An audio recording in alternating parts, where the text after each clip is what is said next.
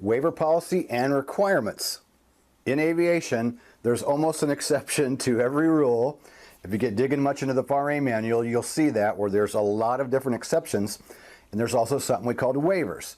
So there are certain rules set forth of what you can and can't do with your small unmanned aircraft, but there are times when you can get a waiver. So we start off here with the administrator, meaning the FAA.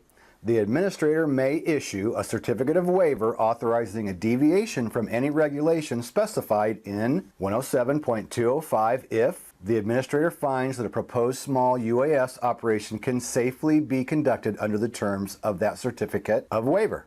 A request for a certificate of waiver must contain a complete description of the proposed flight operation and justification that establishes that the operation can safely be conducted under the terms of a certificate of waiver.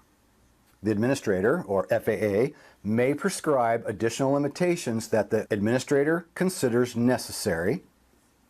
A person who receives a certificate of waiver issued under this section may deviate from the regulations of this part to the extent specified in the certificate of waiver and must comply with any conditions or limitations that are specified in the certificate of waiver.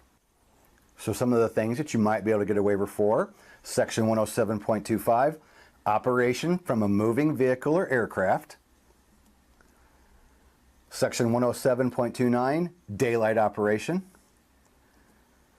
Section 107.31, visual line of sight aircraft operation. However, no waiver of this provision will be issued to allow the carriage of property of another by aircraft for compensation or hire. Section 107.33, visual observer. Section 107.35, operation of multiple small unmanned aircraft systems. Section 107.37, yielding the right-of-way. Section 107.39, operation over people. Section 107.41, operation in certain airspace. And Section 107.51, operating limitations for small unmanned aircraft. So you need to be familiar with these things in the event you want to go out and do one of these jobs in one of these circumstances and you need a waiver. So you number one, you need to understand these and know these for your written test to get your remote pilot. But then you get out there in the real world, and here's what I'm really pushing is understanding what you can and can't do, and then contacting the FAA and getting a waiver if you need to. We're seeing so many things that are going on. Just this weekend, Gary told me about, he was somewhere and there was somebody up flying a drone at night, filming a bunch of people, and he goes, I'm pretty sure that guy probably did not have a waiver for that. We just saw something on Facebook about a small drone that just flew into a military helicopter, a National Guard helicopter flying over New York City.